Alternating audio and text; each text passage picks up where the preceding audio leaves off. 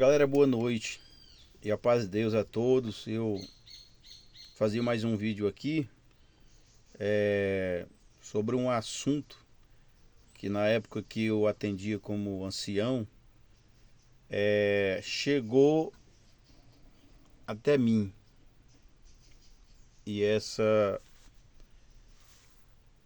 situação para ser resolvida era numa casa de oração que uns meses atrás era dentro da minha região.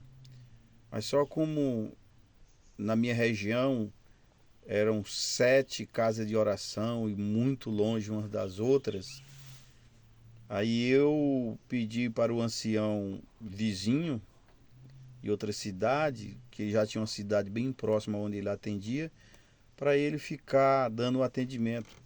Foi passado em reunião e aí ficou certo. Cidade fulano de tal, agora o irmão vai atender. E eu fiquei atendendo as minhas 6 casas de oração.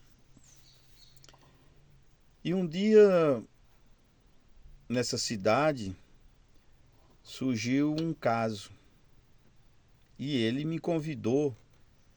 Irmão, como o irmão conhece a irmandade de lá e você atendeu lá há muito tempo, e lá tem uma situação e eu queria que o irmão fosse comigo lá para nós resolver.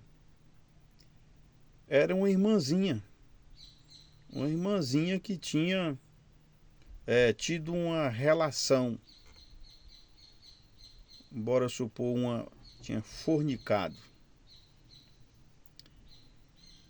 E nesse contexto a pessoa já sabe a sua sentença, a pessoa já sabe a sua condenação, porque sem fundamento bíblico, porque na Bíblia está escrito que todo pecado ao homem é perdoado, exceto a blasfêmia contra o Espírito Santo. E a blasfêmia contra o Espírito Santo é você desacreditar do poder dele, de operar, do poder de Deus, e virar as costas e nunca mais retornar. Essa é a blasfêmia que eu entendo. Mas na congregação tem irmão enrolado, enrola os outros. Tem irmão que fala mal dos outros, que é um hábito bem corriqueiro na congregação, no meio da irmandade. Eu tiro por mim e nos ajuntamentos entre amigo, irmandade, mas é falando da vida dos outros.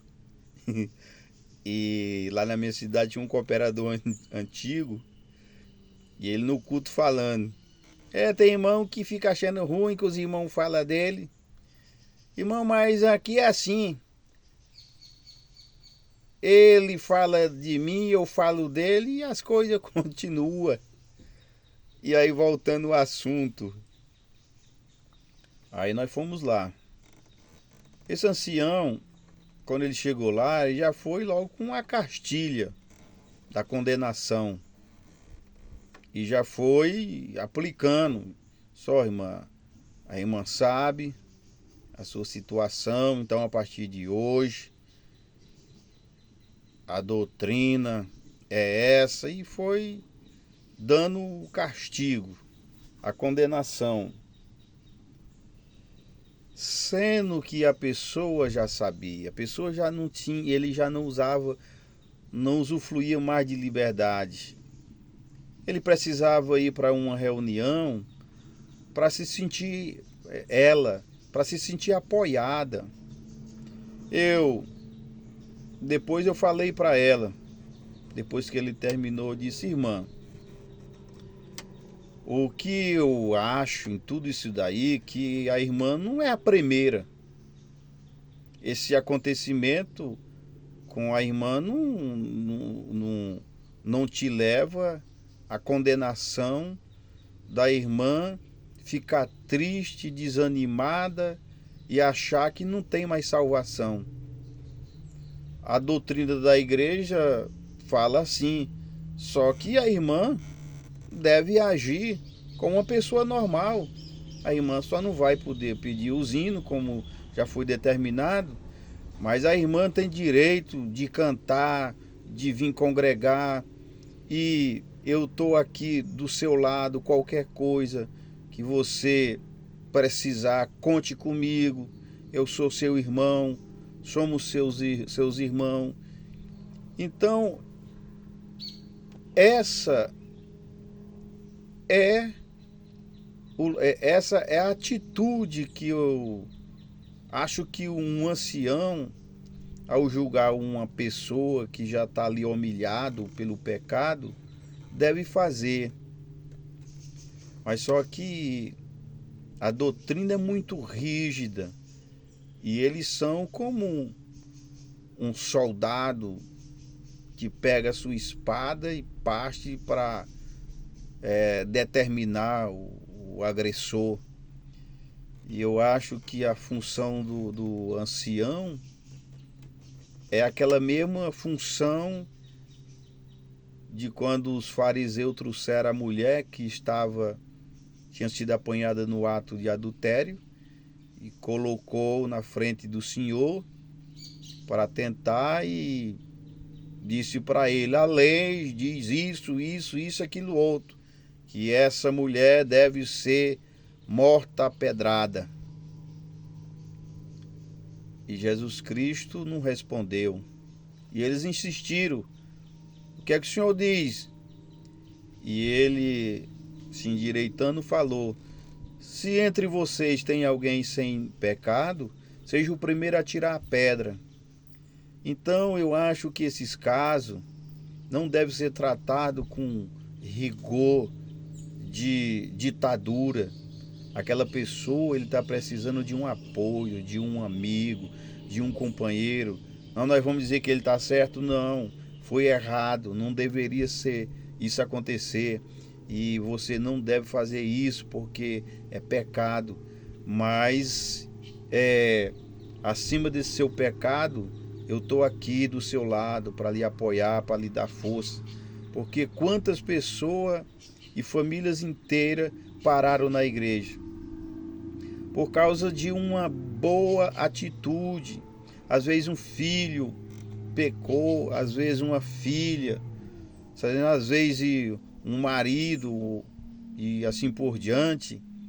Aconteceu uma fatalidade, então a família toda praticamente é expulsa da igreja, porque automaticamente que o pai e a mãe vê um filho escorraçado da igreja, todo mundo virando as costas para ele, acha que ele é um cão leproso, que ninguém pode ter relacionamento, que é um pecador. Qual é a atitude de um pai e da mãe? Fica triste e termina desanimando. Então as pessoas que estão na igreja, uma vez eu vi,